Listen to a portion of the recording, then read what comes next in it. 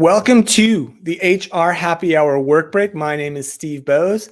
It's great to be with you. As you can see, my partner, Trish McFarlane, is not with us today. She's actually enjoying her day off, her actual vacation that she talked about on the show yesterday. So we say hi to her and hope she is having a great time. I'm here. I'm going to do a quicker show today, but I did want to check in since so many folks are checking in with us on the work break, and we thought it would be fun to do a quick Friday show. And just in case you see this, I do have some notes. Since I'm flying solo today, I had to write down a couple of things that I wanted to say for sure, and I didn't forget. So it's just me today. I do have a couple of work things, industry things that I did want to talk about briefly on the show today. I know that I spent a lot of time on the show talking about non-work things because that's the idea of the work break, right? When Trish created the show, it was let's take a break from work and let's not talk about work so much, or maybe not at all.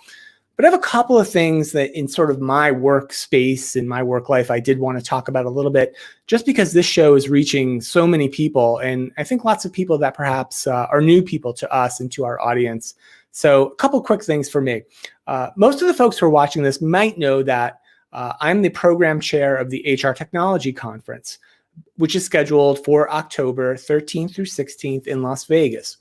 And before I talk about what I want to say about the HR Tech Conference, answering the question I get probably an email 5 or 6 times a day.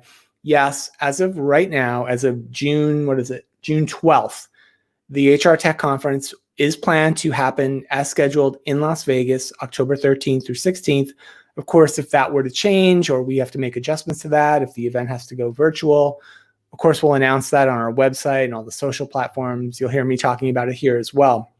But regardless if the event is a full-on conference like we expect, an in-person event and a really big event, or it becomes a virtual experience, there's 2 things I wanted to point out, or 2 updates I thought I'd mention here, because I think they're important.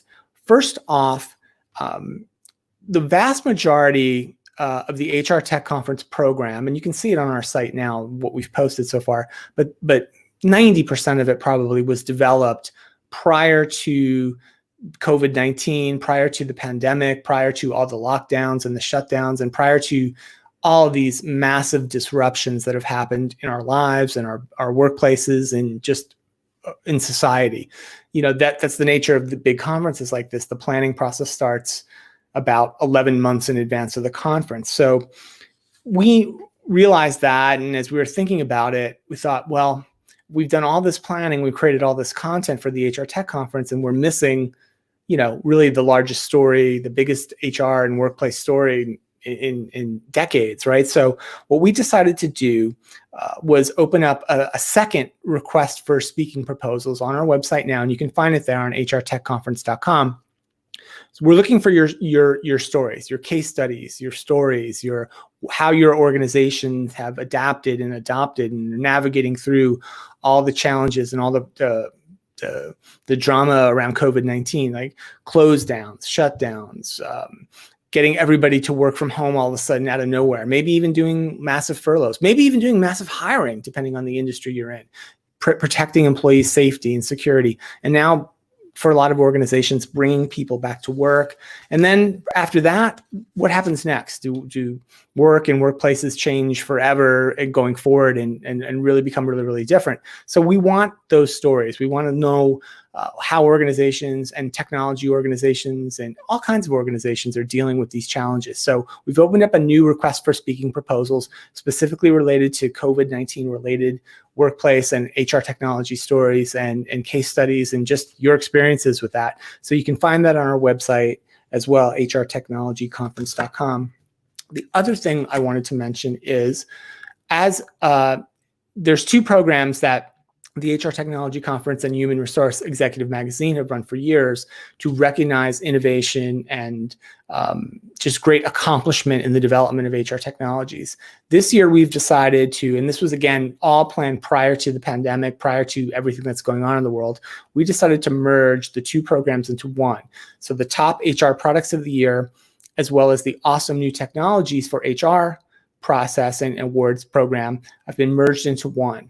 So we encourage we're doing those regardless. So if the event is an in-person event, of course, we'll be acknowledging and honoring great innovation in HR technology. We'll be doing a big general session on the giant screens for the best HR technology providers and the best innovations of the year to demonstrate their solutions. But even if we don't do a live event and we're doing it virtually, we're still going to recognize the best innovation in HR technology.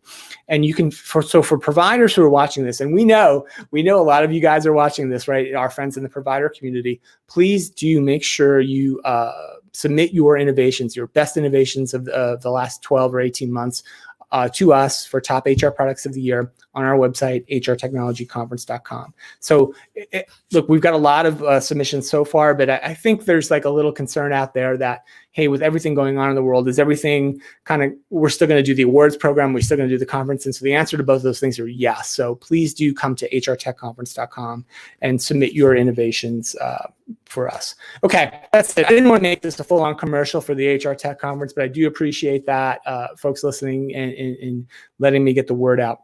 Let's talk about what we normally talk about on the show, or at least what I talk about on the show. Well, what do I talk about on the show? Usually barbecuing and t-shirts and what I'm drinking. So I can give those 3 updates really quickly. My butcher box delivery did come. My pulled pork is cooking right now. It's about 4 hours, maybe 5 hours away from being ready. I'm not sure I'm going to even be able to sample it tonight. It's going to be ready so late. And I'll be cooking some salmon over the weekend as well. So a full update on Butcher Box on Monday from me. My t-shirt update. I have to shout out my Final Four t-shirt 2017. My beloved, well, there they are, South Carolina Gamecocks. They're one and only, and probably they'll never go back again. Final Four appearance in 2017, which I did attend. Trish came as well, and we brought a whole bunch of people with us, and it was awesome, even though the Gamecocks lost. That is the t-shirt update. And one more Gamecock update, because I'm a proud Gamecock alum. I'll be participating in a virtual 5K that the Gamecock athletics program is put on over the weekend. So shout out to my friends at South Carolina. And finally, beverage update. It's Friday. It is almost happy hour here. I did make a beverage. I haven't tried it yet. This is a Paloma. This is like the cousin of the margarita, a little bit lighter, a little bit fresher.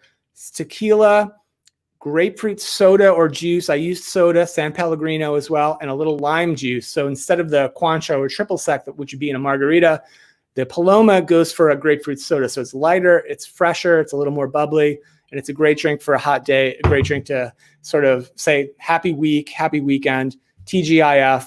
Thank you so much, everybody, for listening. We're super excited about how many folks have tuned into the HR Happy Hour work breaks.